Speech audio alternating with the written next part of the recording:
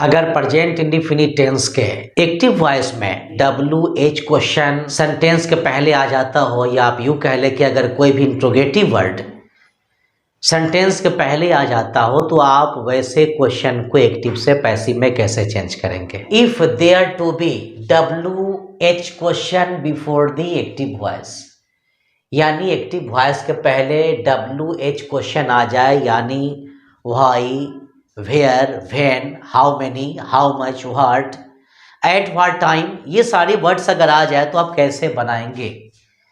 अब जैसे कि यहां पर हम एक क्वेश्चन लिख रखे हैं कि why do you make a noise. अब इस क्वेश्चन को थोड़ा सा डिवाइड करते हैं हम, तो यहां पर व्हाई को क्या बोलेंगे, आई डब्ल्यू, यानी आई से इंट्रोगेटिव, डब्ल्यू से वर्ड, आपका यहाँ पर यू क्या हो जाएगा, सब्जेक्ट हो जाएगा। ये मेक क्या हो जाएगा बेटा, ये वर्ब हो जाएगा, और ये अनवाइज क्या हो जाएगा, आपका ऑब्जेक्ट हो जाएगा। तो जहां तक मेरा ख्याल है कि अब आपको इसको चेंज करने में प्रॉब्लम नहीं होना चाहिए। तो सबसे पहले आई डब्ल्यू लगाना, यानी इंट्रोगेटिव वर्ड लगाना है। तो 1 2 3 4 ये 5 वर्ड में मेरा इंट्रोगेटिव वर्ड कौन है, वाई है। तो सबसे पहले आप यहाँ पर डब्ल्यू एच वाई लिख करके साइड हो जाओ।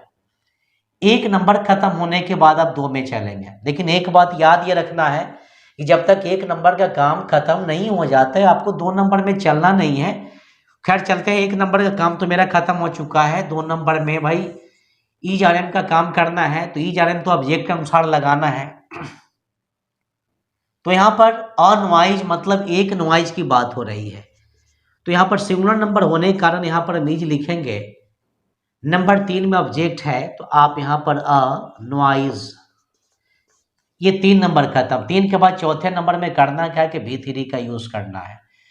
तो मेक का V3 बेटा आप यहाँ पर ये मेड लिख लो। उसका 5वें नंबर में करना क्या है भाई, यहाँ पर बाई लगाना, तो फिर आप यहाँ पर ये बाई लगा लो। फिर ये 6ठे नंबर में करना क्या है कि सब्जेक्ट का यूज करना है। तो मेरे क्वेश्चन में मेरा सब्जेक्ट कौन है, देख रहे हैं ना, यू, तो आप यहाँ पर यू लिख लो। फिर से आप इसको एक बार समझ लो। 1 नंबर में इंट्रोगेटिव वर्ड लगाना है, तो मेरे क्वेश्चन में मेरा इंट्रोगेटिव वर्ड ये वाई है, तो यहाँ पर वाई लिख दिए। 2 नंबर में ईज डालना है, तो यहाँ पर नॉइज एक वचन में है, सिंगुलर नंबर में, इसलिए यहाँ पर ईज को डाला गया। नंबर 3 में ऑब्जेक्ट को डालना है, तो ऑब्जेक्ट मेरा क्या है, अनवाइज है, तो यहाँ पर हम अनवाइज को डाल दिए। चौथे नंबर में V3 का यूज करना है, तो मेक का V3 या मेड लिखेंगे। उसका 5वें नंबर में बाई लगाना है, तो यहाँ पर बेटा बाई लगाएंगे। उसका 6ठे नंबर में करना क्या कि सब्जेक्ट लगाना है, तो मेरे क्वेश्चन में मेरा सब्जेक्ट यू है, तो आप यहाँ पर यू लिखेंगे। तो इस तरह से अगर कोई भी इंट्रोगेटिव वर्ड अगर आपके क्वेश्चन में आता हो, आपके एक्टिव वॉइस में आता हो, तो आप इस तरह से चेंज करेंगे। सेकेंड क्वेश्चन है, how does he speak English. जब आप इस क्वेश्चन को एक्टिव से पैसिव में चेंज करेंगे, तो सबसे पहले इंट्रोगेटिव वर्ड का यूज करना है।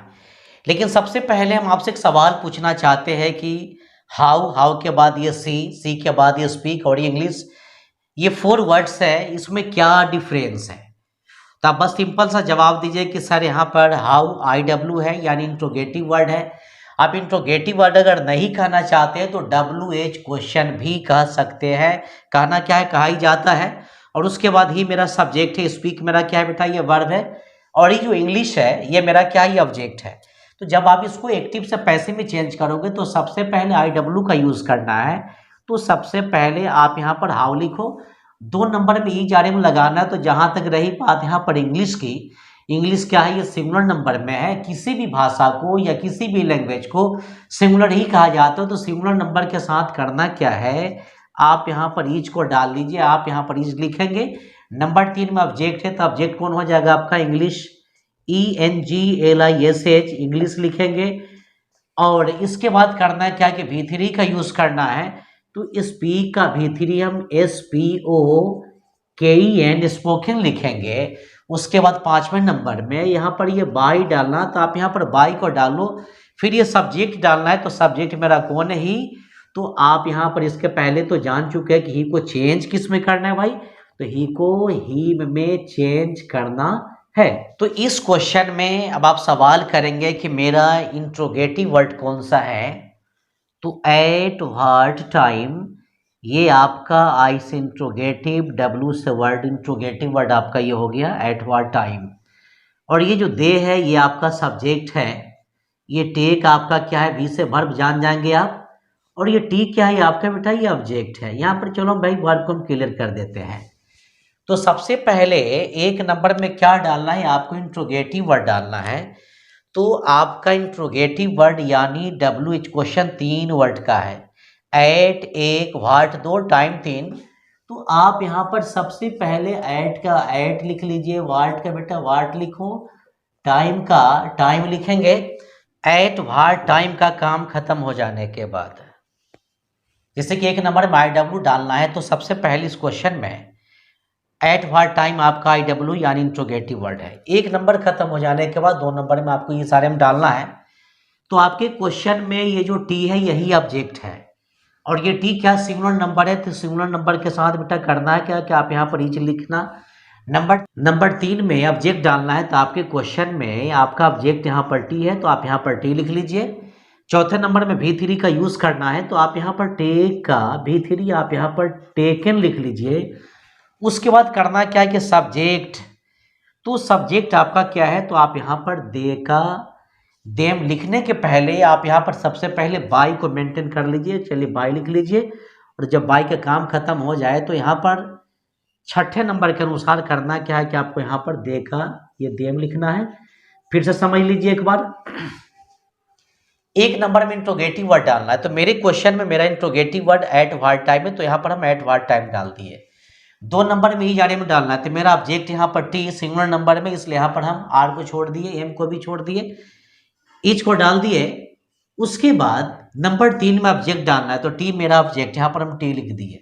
नंबर 3 के बाद चौथे नंबर में V3 डालना है, तो यहाँ पर हम टेक का V3 टेकन लिखेंगे। V3 के काम खत्म होने के बाद 5वें नंबर में बाई डालना है, तो आप यहाँ पर बाई को डाल लीजिए। उसका छठे नंबर में सब्जेक्ट डालना है, तो यहाँ पर हम दे का बेटा क्या लिखेंगे, यहाँ पर हम ये देम लिखेंगे। तो इस तरह से अगर मान ली जाए कि आपके एक्टिव वॉइस में अगर कोई भी इंट्रोगेटिव वर्ड अगर आ जाता हो, तो इस तरह से बनाना क्या होता है बेटा, बहुत ही आसान होता है। If there to be who before active voice, यानी अगर एक्टिव वॉइस के पहले अगर हु आ जाता हो, तो आप वैसे क्वेश्चन को एक्टिव से पैसिव में कैसे चेंज करेंगे। अब जैसे ये जो क्वेश्चन है कि हु हेल्प्स मी, इस क्वेश्चन को ही देख लेते हैं आप। इस क्वेश्चन में हु का प्रयोग पहले किया गया है। जब आप इस क्वेश्चन को एक्टिव से पैसिव में चेंज करेंगे, तो सबसे पहले करना क्या है कि बाई हुम लगाना। तो सबसे पहले आप यहाँ पर ये बाई हुम लिख लीजिए। एक नंबर काम खत्म होने के बाद 2 नंबर में चलना है, लेकिन 2 नंबर में जो ERM का यूज करना है, तो सबसे पहले ये पता करें कि आपके क्वेश्चन में आपका ऑब्जेक्ट कौन है, मी किससे बना है भाई, ये आई से बना है। तो फिर आप यहाँ पर बड़ी आसानी से कह सकते हैं कि सर 2 नंबर में एम लगाना है, क्योंकि मेरा ऑब्जेक्ट मी है और मी किससे बना, आई से। तो आई के अनुसार यहाँ पर हम ईच को छोड़ेंगे, आर को छोड़ेंगे और एम को डालेंगे, और ये 2 नंबर खत्म। 2 के बाद नंबर 3 में चलेंगे, तो ये मेरा ऑब्जेक्ट कौन है, मी, तो बेटा मी का यहाँ पर हम आई डालेंगे। उसके बाद V3 का यूज करना है, तो यहाँ पर हम हेल्प्स का V3 क्या लिखेंगे, यहाँ पर हम HELPED हेल्प। तो इस तरह से अगर आपके एक्टिव वॉइस में अगर हु आता है, तो आप ऐसे क्वेश्चन को एक्टिव से पैसिव में चेंज कर सकते हैं। हु डज दिस वर्क, जब आप इस क्वेश्चन को भी एक्टिव से पैसिव में चेंज करेंगे, तो सबसे पहले आप यहाँ पर बाई होम का ही यूज करेंगे। बाई होम लिखने के बाद 2 नंबर में क्या करना है, ERM का यूज करना है।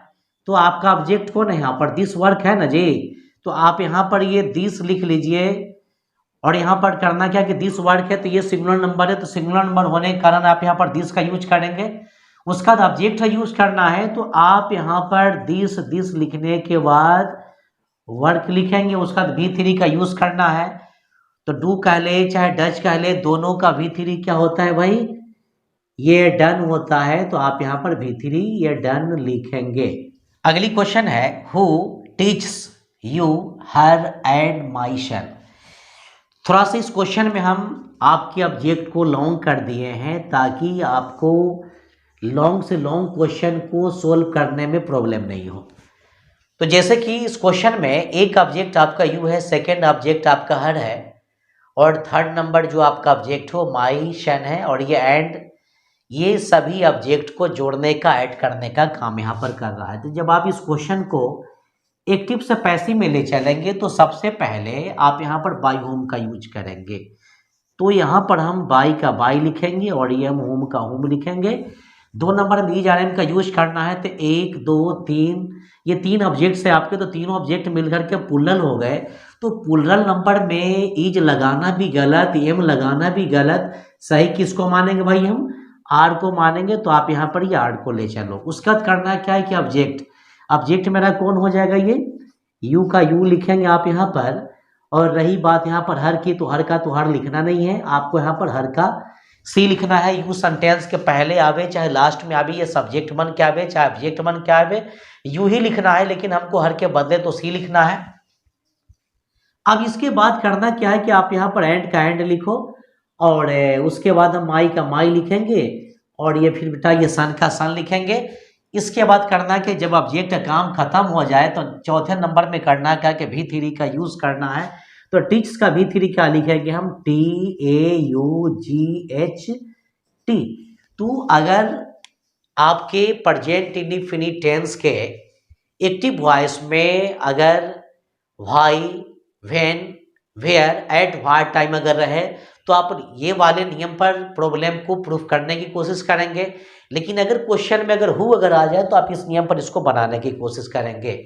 तो जहाँ तक मेरा ख्याल है, लेकिन मैं आपको एक बात फिर ये याद दिला देना चाहता हूँ कि अगर आपको वॉइस में अगर डाउट है तो सबसे पहले आप वॉइस जानने के पहले बेटा ऑब्जेक्ट को पकड़ना सीखें। तो जब तक ऑब्जेक्ट आपको पकड़ने नहीं आएगा तब तक आपको लाइफ में कभी भी वॉइस बनाने नहीं आएगा। तो मेरी एडवाइस को आप फॉलो करें, सबसे पहले आप ऑब्जेक्ट पकड़ना सीखें। तो आज के लिए इतना ही। मेरा वीडियो देखने के लिए आप लोग को ढेर सारी शुभकामनाएं।